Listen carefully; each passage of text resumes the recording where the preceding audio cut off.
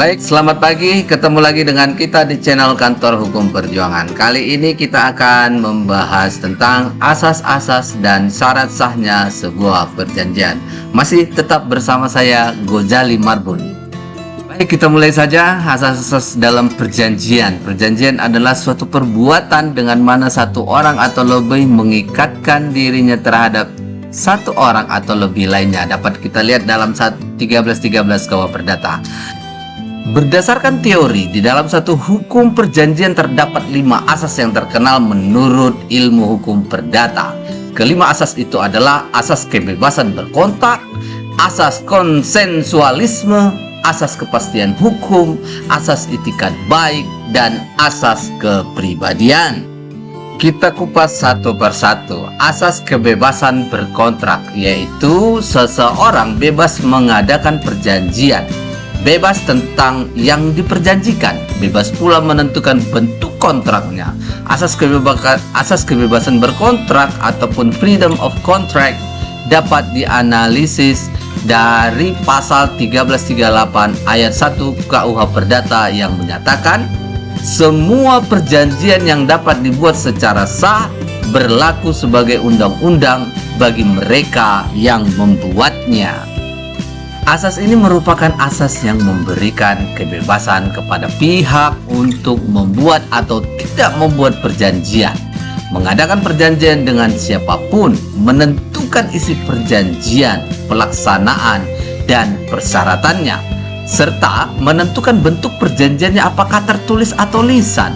Menurut asas ini, semua orang bebas mengadakan perjanjian baik yang sudah diatur atau belum diatur dalam undang-undang. Akan tetapi, kebebasan tersebut dibatasi oleh 3 hal, yaitu 1. Tidak dilarang oleh undang-undang. 2. Tidak bertentangan dengan ketertiban umum.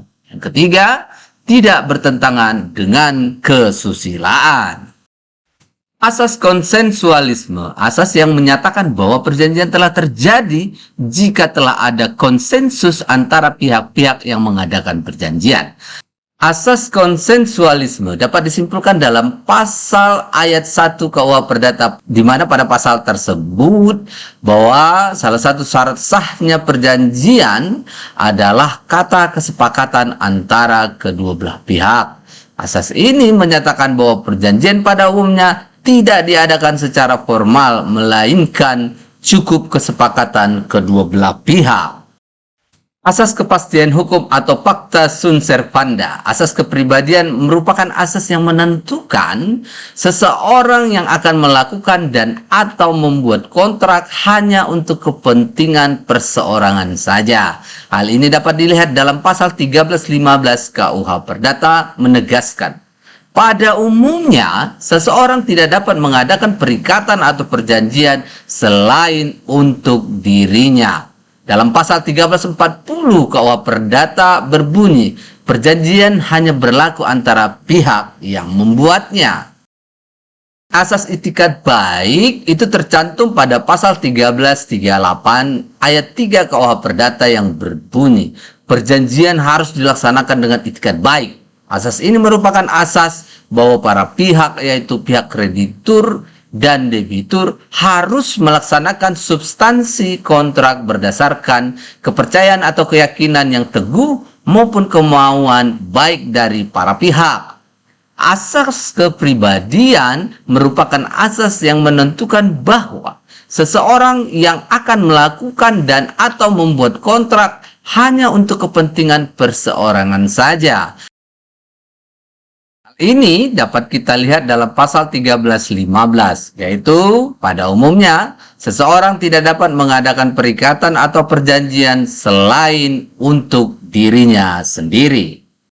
Asas-asas hukum perikatan nasional. Di samping kelima asas yang telah diuraikan di atas, dalam lokakarya hukum perikatan yang diselenggarakan oleh Badan Pembinaan Hukum Nasional BPHN, Departemen Kehakiman Republik Indonesia tanggal 17-19 Desember 1985 telah berhasil dirumuskannya 8 asas hukum perikatan nasional.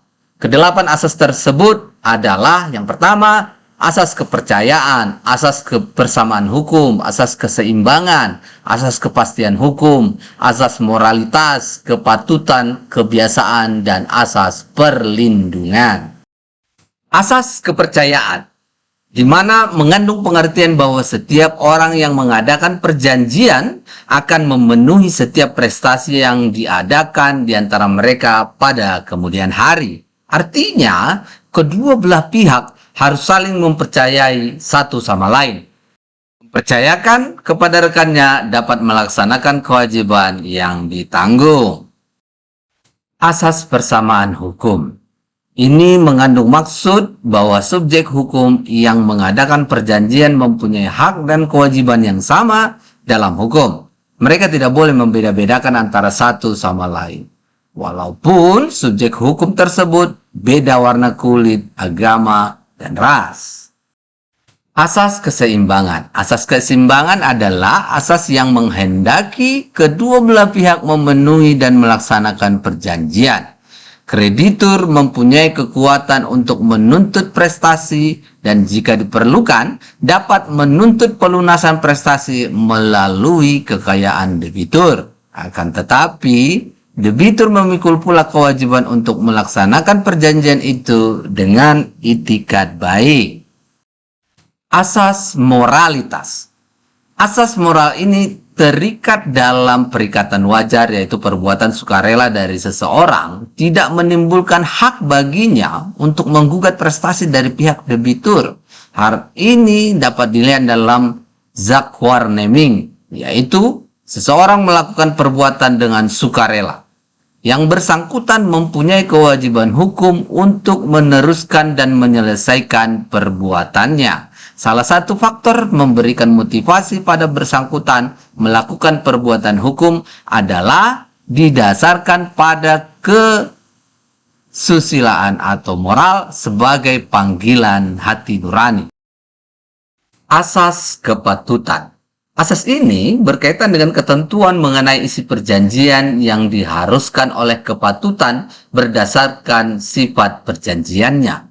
Asas ini dapat dijumpai dalam ketentuan pasal di KUH Perdata yang antara lain menyebutkan bahwa perjanjian tidak hanya mengikat untuk hal-hal yang secara tegas dinyatakan di dalamnya, tetapi juga segala sesuatu yang menurut sifat perjanjiannya diharuskan oleh kepatutan.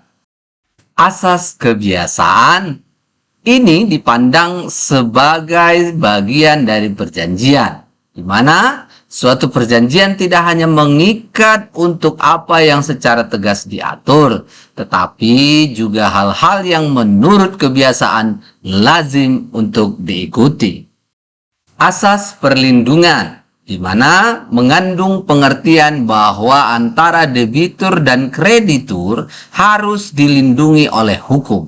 Namun, yang perlu mendapat perlindungan itu adalah pihak debitur, karena pihak ini berada pada posisi yang lemah. Demikian dulu pertemuan kita, membahas tentang asas dan syarat sahnya suatu perjanjian. Semoga bermanfaat bagi teman-teman sekalian. Jangan lupa di-subscribe di channel Kantor Hukum Perjuangan. Nantikan video-video kita berikutnya. Stay tune tetap di Kantor Hukum Perjuangan. Sampai jumpa. Assalamualaikum warahmatullahi wabarakatuh.